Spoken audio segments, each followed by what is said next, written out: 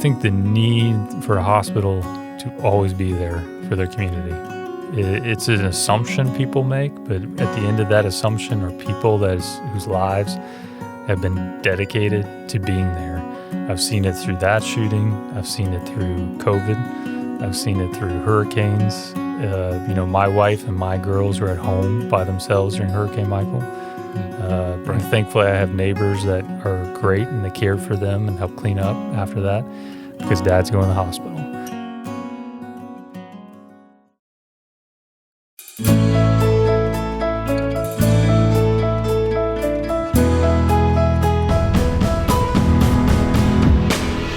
From Fiore Communications, it's How I Got Here, a show of inspiring stories from Tallahassee area leaders, business owners, and neighbors. All the challenges, opportunities, inspirations, the twists and turns of life that led them to where they are today. Everyone has a story worth telling, and I am really grateful that we get to bring a few of them to you. I truly have been changed by my conversations with these amazing people, and I'm confident you will be too. I'm Dave Fiore, and in this episode, I speak with Alan Keesee, CEO of HCA Florida Capital Hospital. Alan is a graduate of the University of North Carolina and earned a Master of Health Administration from Virginia Commonwealth University. After graduating, he launched his career at the HCA Regional Office in Reston, Virginia, as Director of Business Operations, where he was involved in strategic planning for 12 area hospitals. His career as a hospital administrator includes 2 stops in Tallahassee and being in the center of the storm in Las Vegas after a gunman killed 60 and injured hundreds at a country music festival in 2017. He has been a key player in navigating the care of this region during COVID and Hurricane Michael, and recently helped implement a complete rebrand of the hospital. Alan and his wife Jackie have 2 daughters and say they are grateful to be back in the capital city. We began our conversation with how he would describe himself today. Kind of a blend-in guy, behind the scenes, but very, I think at my root, focused on being faithful to whatever is in front of me. So whether it's at work, church, school, with my spouse and my kids, I think that's fundamentally, who I am. We moved a lot as a kid, so I don't really consider myself or identify with a location like some folks do. My family's kind of dispersed all over the country, and I've moved for school all over the country. But I think that's, wherever I've been, that's kind of the root is just be faithful with what you have in front of you, and hopefully it'll lead to more and better things. And so at a high level, that's how I describe it. That's great. All right, so I see you were born in Durham, North Carolina, right? Mm-hmm. But from what you just said, you didn't you didn't spend all your childhood years there? Yeah, no, I moved around a lot. I actually counted it up, and if you go in my garage, I have a license plate from all the states. Now, I didn't drive, obviously, when I was a kid, right. But just for memorabilia. So I was born in North Carolina, moved from there to Virginia, where I actually met my now wife, Jackie, back when we were neighbors and we were 12. And then I moved to New Jersey, and then I moved to Ohio, 1 year in Indiana, and then I went to North Carolina, and then in there somewhere was a summer in New York City. So kind of all over the board as my mom and her career kind of took us all over the U.S. Okay. And what did she do? So she, back in, the 80s and 90s, when you think about it, there wasn't a lot of technology and manufacturing facilities. So she actually started with IT back in, I remember one of the companies was Fruit of the Loom back in North Carolina. Right. And over the years, she just grew in her IT executive presence, and she eventually became a CIO, Chief Information Officer, right, of several companies, including kind of high-level executive positions at Cardinal Health and some other private equity companies. So just kind of followed her career through the years, and I think her career left a lot of positive impression on how I've become who I am. She's a ferocious reader, as my dad was as well. Right. And that really, I think, inspired me to be in business, or kind of have that business bent to myself. So. Yeah. So your wife is Jackie, right? And so you met when you were 12, which I did not know. You moved after that, right? So Yep. So did you stay in touch? Were you like school-age sweethearts, or what was that story? Yeah, I think we probably would have hidden it a little bit more. But when you're 12, are you really anything? That's and right. So but I definitely, that's where we met. I did ask her to marry me back then, but You did? she politely declined. That was wise. But the round 2, I was successful, so that was great. But Good. no, so we stayed in touch back then, actually, on Instant Messenger. If you remember those days of Yeah. AOL, when you actually had to dial up, and we would have all these long instant message threads, and in the good old phone calling card, when you had to have the long distance card, and we would use those and burn those down for years. And for our anniversary, I think probably 4 or 5 years ago, she printed off, I don't know how she did it, but she printed off all the instant messages that we had going back and forth. And I'll tell you what, there's some things you can't believe you wrote when you were a youth. Yeah.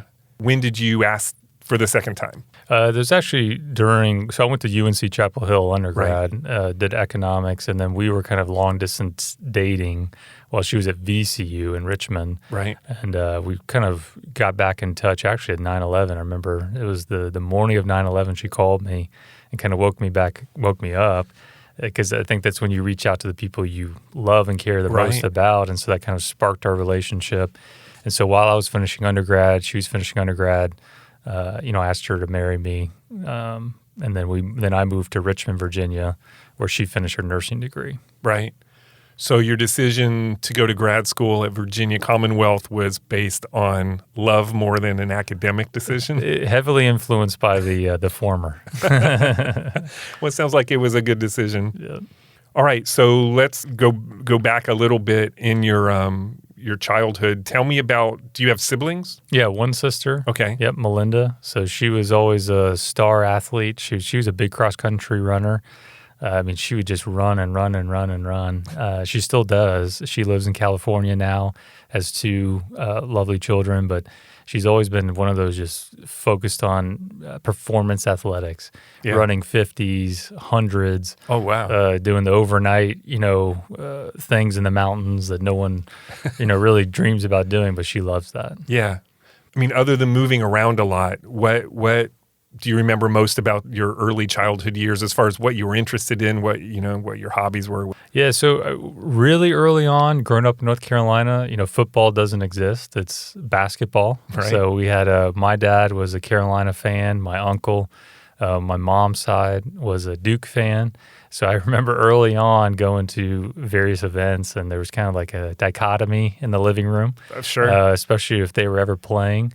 So kind of basketball was early on just something I was interested in, just shooting hoops outside, and then went to a couple of basketball camps. Never really good enough. Always thought I could box people out of the paint, but I always got in foul trouble, really quickly, and I could never mentally overcome that. But I always still enjoy going out just shooting hoops. And then, Carolina basketball is probably the sport that has stuck with me over the years. Right. And then when I was in Virginia, I actually fell in love with mountain biking, of all things. And so I had my first bike, and we would start out on the power line trails, just messing around. Yeah. But that's been a sport that stuck with me, and I still do. It's probably my most faithful sport today, and been doing it for over 20 years plus now. So we don't have mountains, but Tallahassee's a pretty awesome place for trail riding, right? Excellent trails here in Tallahassee, and I've probably ridden them all 100 times, but it's my go-to thing. Yeah. I just always love it. Even, I had to get a 4Runner with a hitch so I could put my bike on the back. So. That's right. Yeah. We talked about you spending time in Durham. Why did you decide to go to UNC and go to college in Chapel Hill? So Chapel Hill's always been on my heart. I always grew up with Carolina shirts. The championship game a couple weeks ago, I had my 1993 championship T-shirt on. So a lot of subliminal messaging in my home, I think, when I was a child. It was 93. Was that the Christian Laettner semifinal year? I think so, yeah. Okay. Yeah, it was. And that's the thing. I don't even remember when I was a kid. But that wasn't a semifinal. That was a regional championship game? Yeah, they actually, my shirt has all these holes in it, so I can't even actually read who they were playing. But a lot of subliminal messaging, I think, when I was a kid, just thought about North Carolina. So, and it's an excellent school, top-ranked public school. So I got into UNC Chapel Hill and thought I wanted to do business, but ended up doing economics instead. So okay. So, but you got your master's in health administration. So was hospital administration always kind of a path you thought you were going to take, or what led to that decision? Yeah, no, it's a good question because I don't think a lot of folks know that you can get a master's in healthcare administration. Right. I think the genesis was really being into economics, kind of finance, business.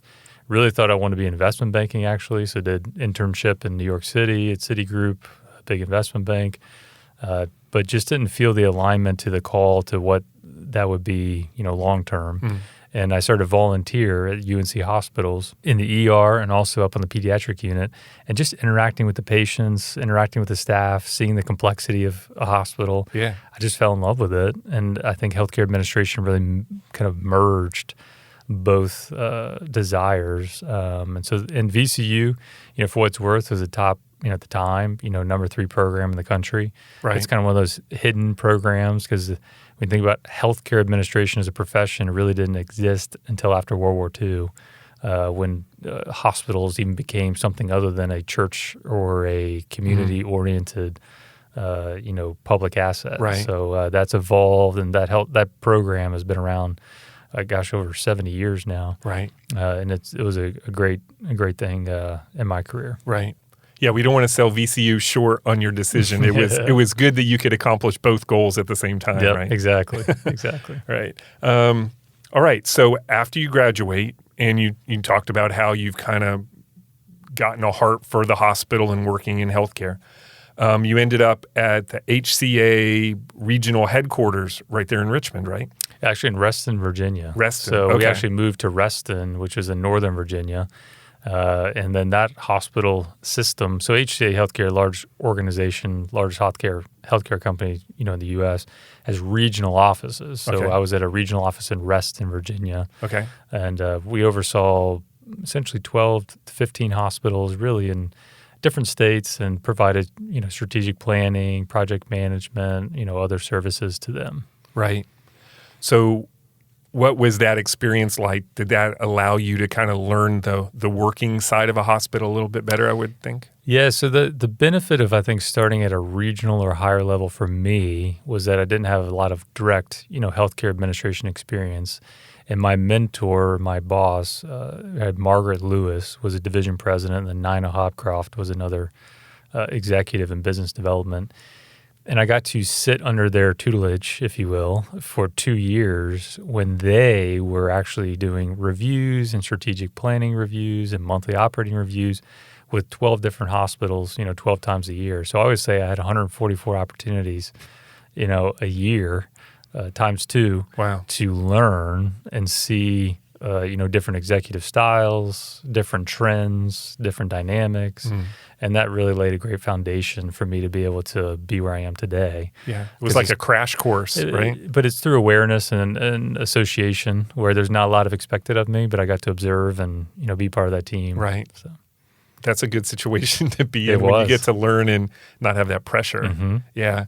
You talked about HCA and what it is. It is the largest. So yeah, when you think about hospitals and organizations in healthcare, HCA is obviously one of the largest because we have 185 hospitals in 22 states, 5 in the UK. Largest in Florida. We have 49 hospitals in the state of Florida with almost 80,000 employees here in the state.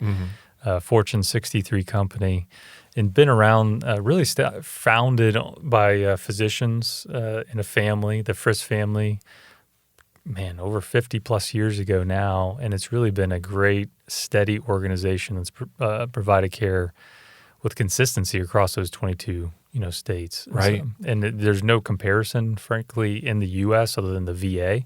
It really is the only thing that's a like size. When you think about the scale of our, employee base, our IT systems, our back office, our supply chain, there's really nothing that's comparable. Right. Before you took that first job at the regional headquarters, was HCA on your radar? Was that kind of a target employer for you? Yeah, so HCA has a great legacy with VCU in particular. A lot of our senior executives in HCA were VCU alums. Okay.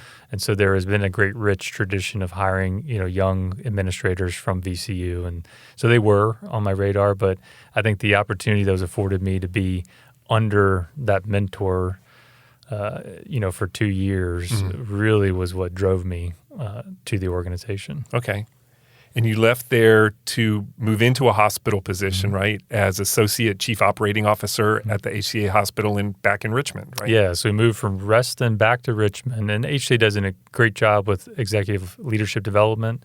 So there's we call it HCA Executive Development. Right. And there were right around, I want to say, 1,000 applications, and 6 folks were selected, and I was very fortunate to have support to get into that development program where there's didactic training, there's on-the-job training, and that's where I got my first shot, if you will, at Henrico Doctors Hospital in Richmond, Virginia, as I call it, a junior administrator.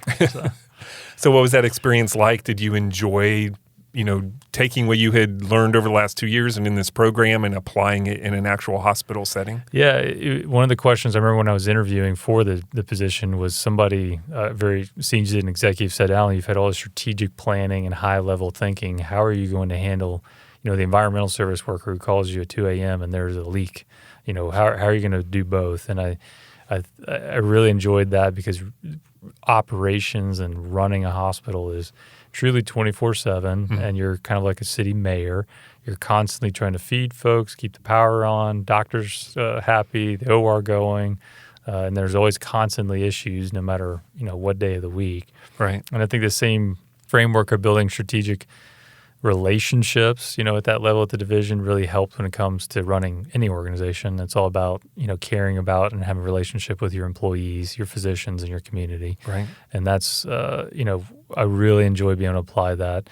Some fun stories from when, I was a junior administrator where, we had snow days. So when you think about it, if it snows and schools are out, most nurses rely on the schools for childcare, right, for various reasons. So we would form caravans of 4-wheel drive trucks to go pick up folks and provide childcare and make sure that we can keep the hospital going. So I remember one of my first things as a junior administrator was sleeping on the floor with my in the boardroom, basically after coordinating, all the snow transportation for nurses to get to the hospital. So there's all these little things you don't ever plan for, but you enjoy and remember along the way. So you go and pick up the nurses and their children and bring them all to the hospital. So another parallel example is during a hurricane, we do exactly that. We prepare for child care, pet care, family care, and make sure that we can always sustain, the awareness and ability to care for the community, no matter what, which involves caring for our employees and their pets and ensuring that they're all cared for so that they can be there and basically live at the hospital. Wow. Because you can't do much if there are no nurses in the hospital. Can't do anything. All right. So the next part of your journey is coming to Tallahassee, right? And you came to be the Chief Operating Officer at the time, Capital Regional Medical Center. So how did you end up here?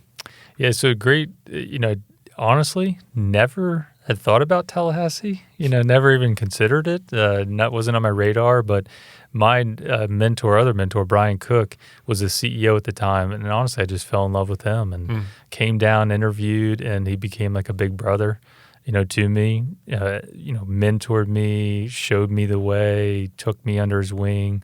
I remember at the time my children were so young, somebody back in Richmond gave me a little onesie with, Seminole garb and gear. And it's like, who is that? They play basketball? But, we had it was a great transition in, it's a great community for family, immediately plugged in the community and the hospital. And I think, frankly, having great experiences back then enabled me to come back, and pick up kind of where I left off. Right.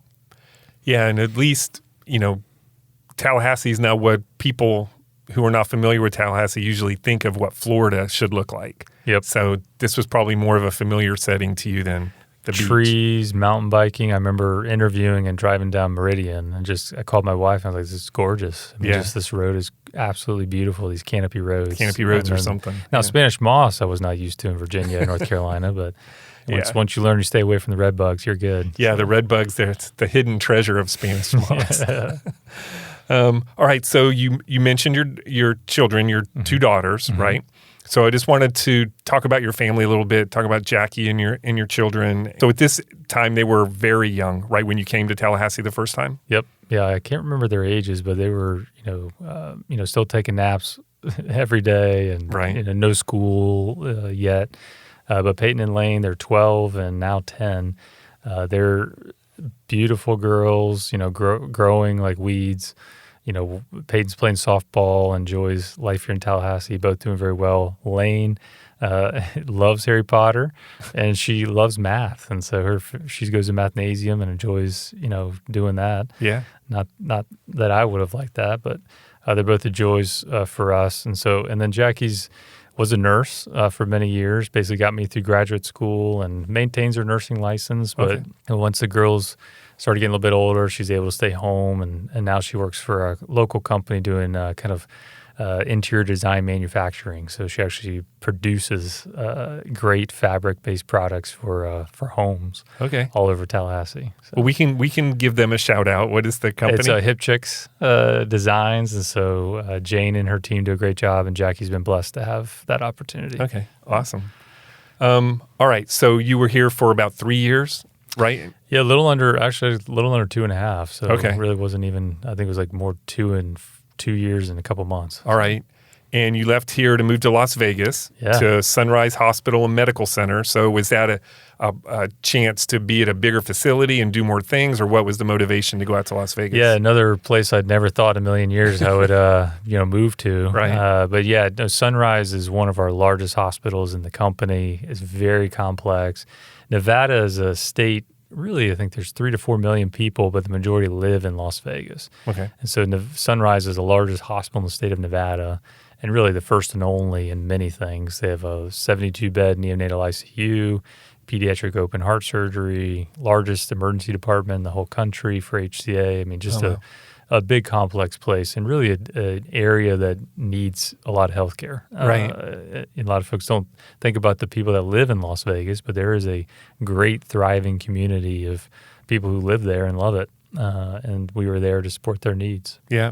So you were there as chief operating officer, right? So on the administration side, that's the number 2 person. Yep. Just from a hospital administration standpoint, what is the difference between a CEO and a COO at that level as far as what you do on a daily basis? Yeah, so a hospital has a couple key executives. There's normally a chief nursing officer who oversees all the kind of clinical day-to-day care in the organization. Normally a chief operating officer, and they see the non-clinical areas like EVS, food services, pharmacy, laboratory. But the COOs also typically take the surgical services and some of the procedural areas that are not just traditional inpatient nursing units. And then most COOs obviously also do construction. So any of the building projects, strategic planning, contracts, a lot of different contracts, a lot of regulatory things. So when you look at a hospital like my size now, basically 30 to 40% of the workforce is nurses, but 60 plus % of the workforce to 70s, depending on the way you talk about it, are non-nurses. Okay. And so there's a lot of the workforce that's required to care for patients. Yeah. Okay. Yeah. And when you were in Las Vegas, you did have a chance to do some of those things, right? Build buildings, start new programs.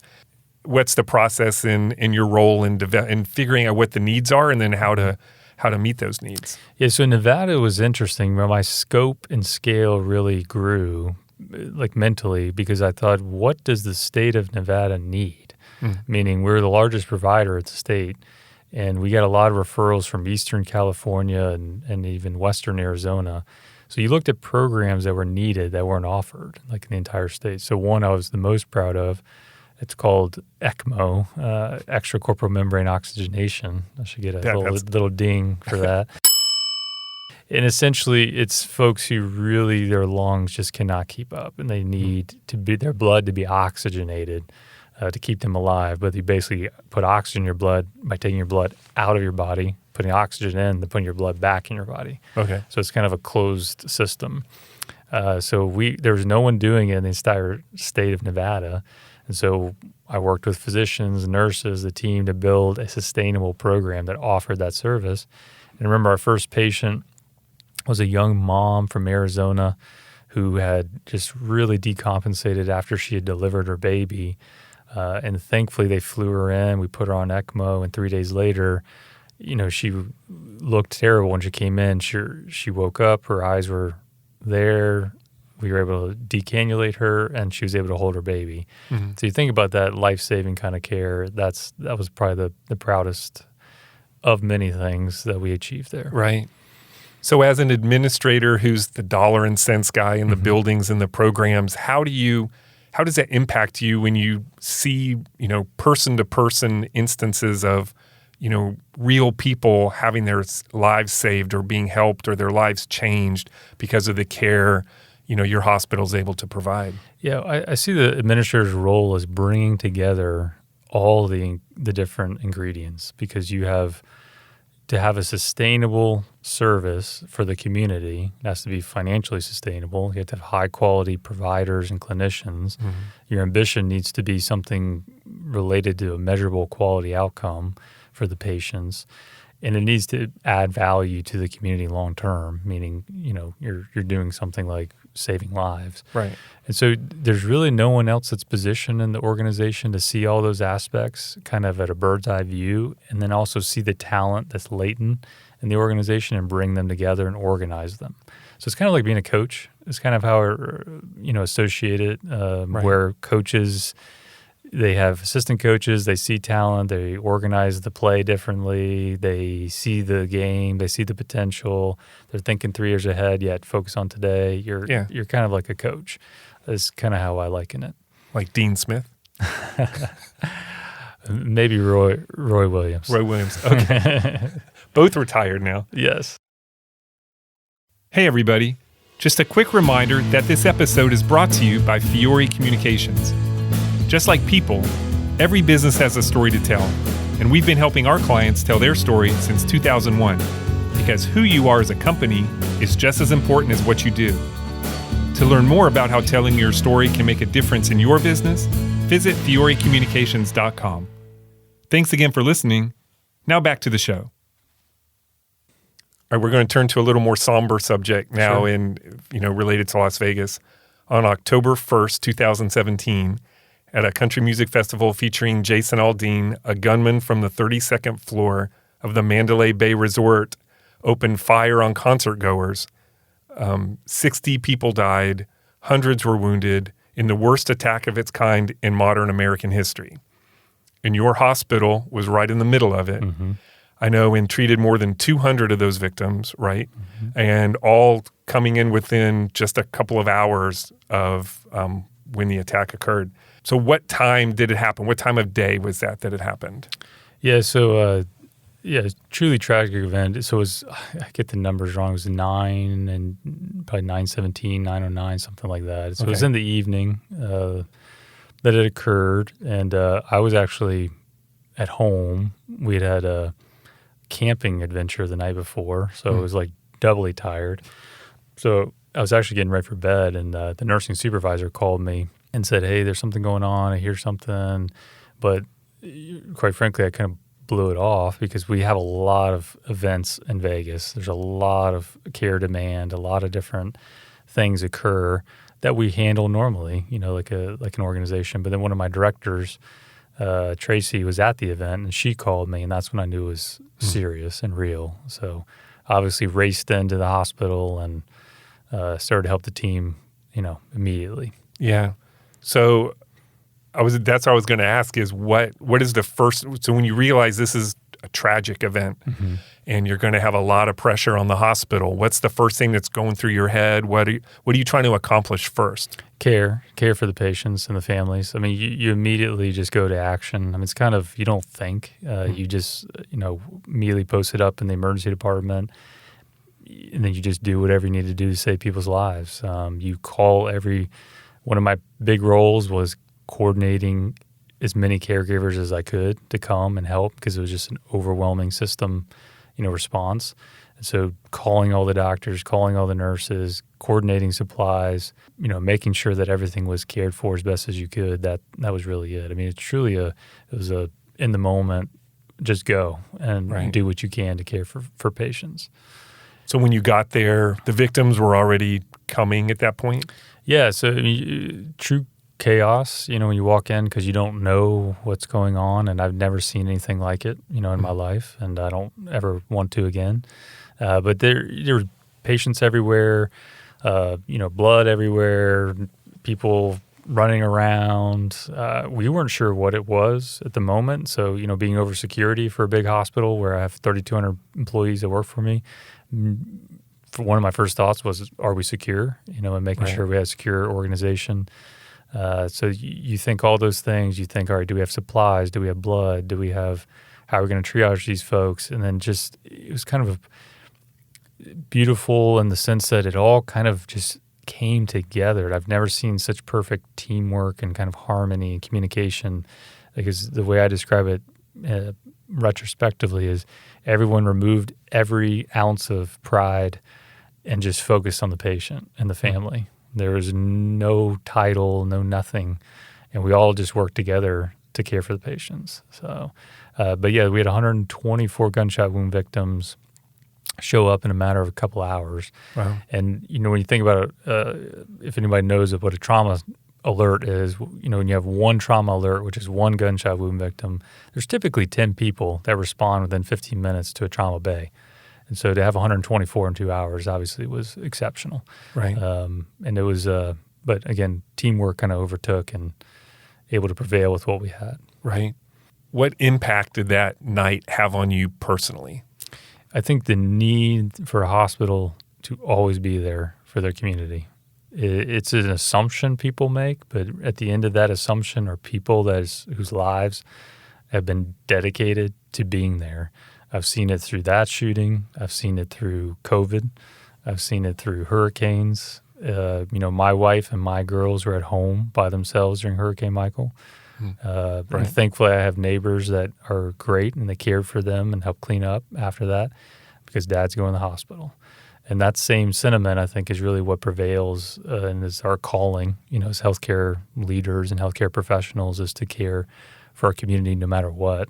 So that's the principle. The second is that communication is the most important thing in any healthcare event. I think some of the technical knowledge that doctors or nurses might have can get lost, but the sense of connection and communication with the patient from an administrator or any caregiver is as equally as important as the message. So I think that communication and connection is something I'll never forget, because my CEO, Todd Sklamberg, his role that night, he kind of assumed, was managing the communication and the fear and the uncertainty of 400 plus loved ones that wanted to know where their spouse, where their child, where their brother was, while we were struggling through the care that we were providing to this overwhelming number of patients. And I'll never forget that, and how he deftly worked and supported the communication of those families. Right. So not too long after that, you had the opportunity to return back to Tallahassee, right, and take over as CEO of, again, what was Capital Regional Medical Center. So was that an easy decision for you? Were you excited to come back to Tallahassee? What was going on in your head at that point? Yeah, it was great, because I had gotten a call from some of the leaders who I had known, within our company, and absolutely simple decision to say, yes, I'm interested. Right. Great organization and great team. And more importantly, coming back to folks I knew. A lot of the medical staff had still been the same and had good connections with them. And coming back to Tallahassee, let me step back. Vegas, it grew on me. It's not a city I think a lot of folks think they're going to live, but being a mountain biker and outdoorsman kind of individual, beautiful mountains, great access to, world-class hiking and mountain biking. And so you liked your time in Vegas? I loved all that. Yeah. Family-wise, Tallahassee is a great place. Right. It's a great city to raise kids, and the kids just plugged right in when we got back here. Right. But there's no strip here in the same way. That is true. I miss a couple of restaurants. How did it feel being the CEO, the person in charge? Now you are the person now. So what was that transition like? It was interesting. I think the philosophy I've come to realize over the 4 years I've been CEO now is, there really is no one else but me. And I don't mean that in a prideful way. Yeah. There's no one else that's going to make the decision. There's no one else that's going to burden, the pressure. No one else is going to give that, feedback that is painful to do, right? Except for me. So, and then there's also no one that's going to champion the vision or the communication strategy for the organization, but me. Now, again, I hate saying that, but me, but really, all the cover goes away. When you're the CEO, and you got to really think through a lot more than you did as when you had cover, if you know what I mean. Yeah. I mean, obviously there are lots of people involved in the vision and the management and all that, but you can't say it was his idea or her idea. Exactly. It's you. Yep.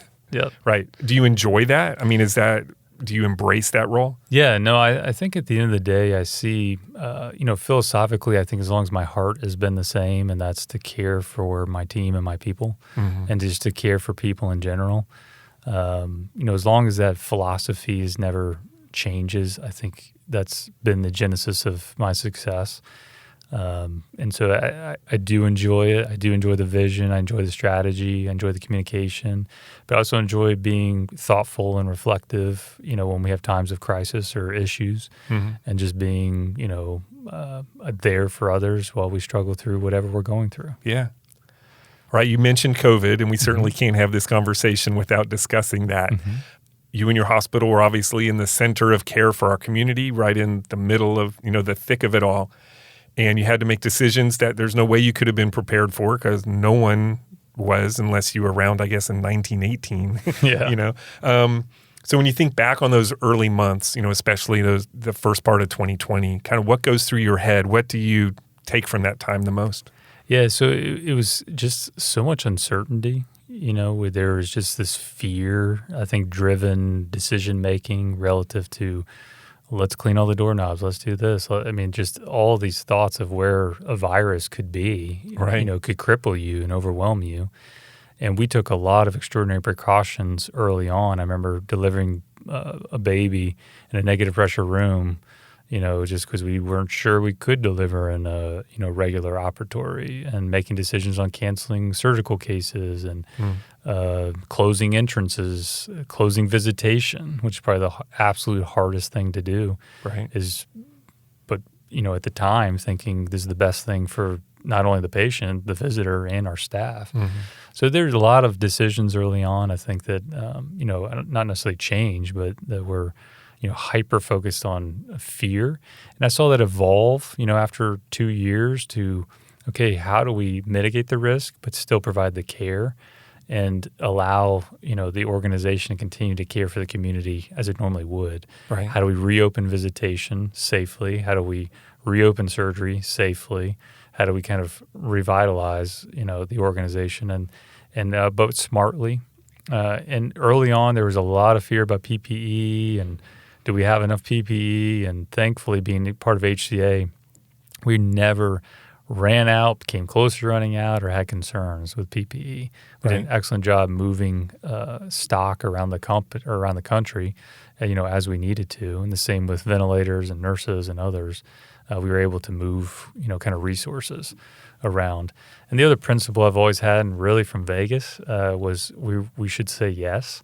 So when there is a request from patients struggling in Georgia, my disposition was always to get to yes. How can we support that hospital, support that patient, and accept those needs from other smaller hospitals in their region?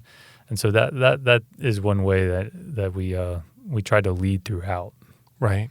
I can't even imagine in your position watching your heroic frontline workers and the great care at risk to their own safety and their desire to serve and care for those who were really, really sick and really, really scared. I'm sure you had to be proud to watch all that unfold as well. Yeah, no, I think at the end of the day, it's like you can watch someone's eyes and see them go from fear to how can I care for this person, or I'm going to overcome. It's almost like they put themselves down and to care for someone else, or they die to self to lift someone else up.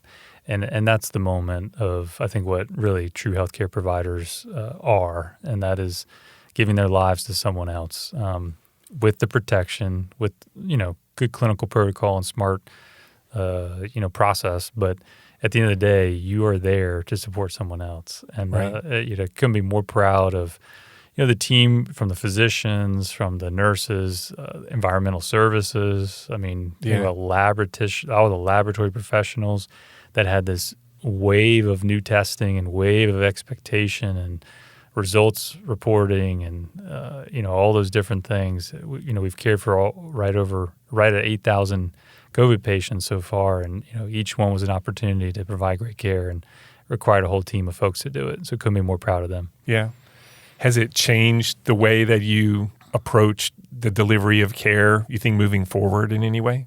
I think fundamentally the need for family to remain involved and visitors essentially to remain involved. Because, if your mom's in the hospital and you've been with your mom for 6 months and then you're dropping her off, with us, we're going to provide great care, but no one's going to know her the way you do and the way you can communicate with her. So I do think it's challenged us to really ensure that we continue to have family-oriented care throughout the organization. So that's like I don't think it's a new concept, but it's a new kind of lens through which we see all the care delivery we do provide going forward. Right.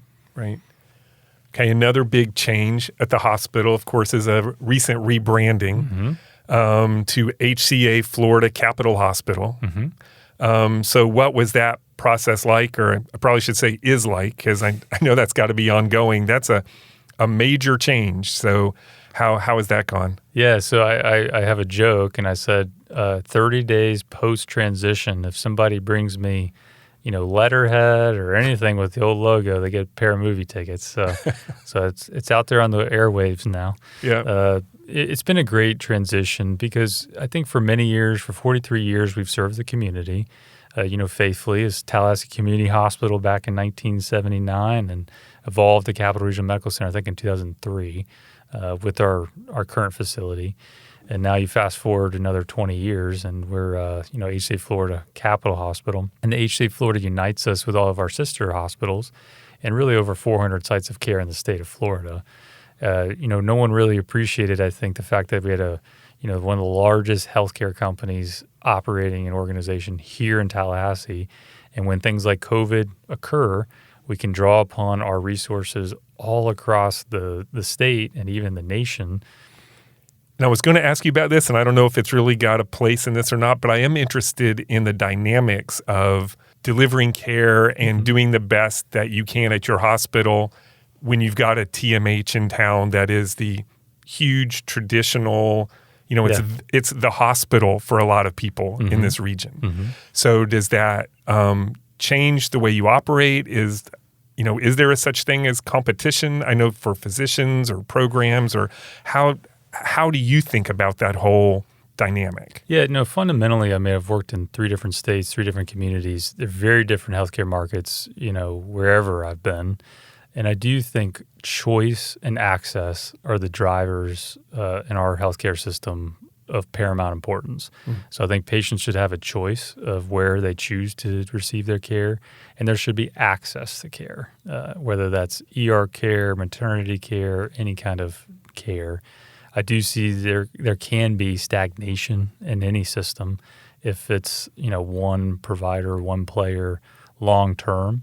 So I don't really see it as competition. I see it as sharpening ourselves. Both organizations hopefully get better over time because the patients ultimately have the choice of where they want to seek care. And I think that ultimate principle is really what drives us, is to be the best provider of choice for those patients. Right.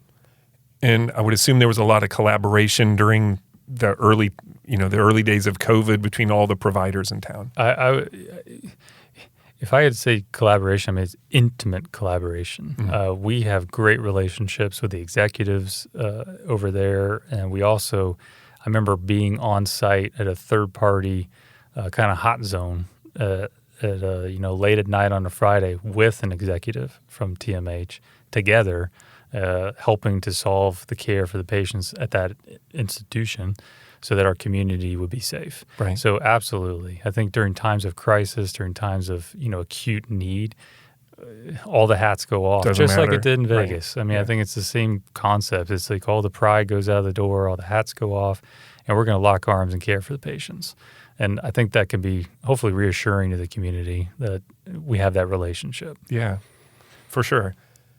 All right, so we talked about mountain biking. What else do you enjoy outside of work? What fills your life away from the hospital? No, definitely mountain biking here in Tallahassee. I love the trails and getting out there and just losing all perspective and just cruising on some of the trails. Right. I've tried to play golf. I've taken it up, but I keep losing golf balls. I don't know if that was the point of it, but I have a little group that I play with, and we shoot like 100, 105. Well, that's so respectable. We're decent. Yeah. So we enjoy that. We play Killarn a little bit, so we enjoy that, and then just trying to find time with the family as your kids start to surpass you in height and stature, and they're only 12. You realize that time is precious, and trying to spend time with them. And then the last thing I'll say, my wife would kill me, I'll say this, but I have 2 poodles, and I love my boys.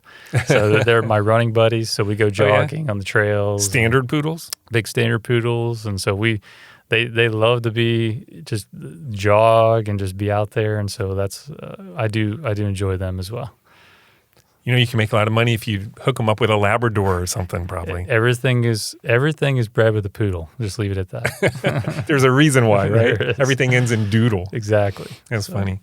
All right, two last questions, and then we're done. All right, Alan, looking back, what is the one thing or person that changed or altered the trajectory of your life to this point? Probably the biggest thing, this is going to be interesting as well, but it was really, I'd say it was pretty aimless in general in middle school and even early high school until I got connected with the family, the Horton family. And that's when I think I had a inspiration, because Bob Horton was an executive at AOL at the time, no longer exists, but right. He kind of took me under his wing and let me kind of see how he just lived as a business executive. And back then AOL was flying high and sending out a lot of CDs, a lot of different things. And so I really do credit kind of him, kind of giving me a trajectory, because as soon as I had a little aspiration, I started to get straight A's, and I never did well in SAT or any of those tests, but I got straight A's because I worked. And I think that work ethic was really inspired by Bob Horton. So maybe he'll listen to this. Maybe I'll send it to him. And Bob, I'll give you your guitar back one day. Well, Bob, you can listen wherever you get your podcasts on any platform. So check it out. All right, final question. This podcast is called How I Got Here, and we've talked how you got to this point in your life. Where do you think here may be for you in 3 to 5 years from now? I definitely think with HCA, we're a growing, thriving company and doing very well. And so just, we're investing a lot into the future of Tallahassee's healthcare with new systems and programs we're bringing online, now. There's really a bright future there with the company. And I think we're all trying to come out of COVID and be, stronger and better for our respective communities. So absolutely see that for me. And then, married to my lovely wife, Jackie, another 3 years or 16 years in, and going to keep racking them up and, enjoying Tallahassee mountain biking scene and doing what we do. That was Alan Keesee. If you happen to see Alan on an area bike trail and need medical assistance, I'm not sure how much he could help, but he certainly would know the right people to call. Thanks for listening to the show. You can subscribe at Apple Podcast, Spotify, or wherever you get your podcasts. And while you're there, please leave us a review.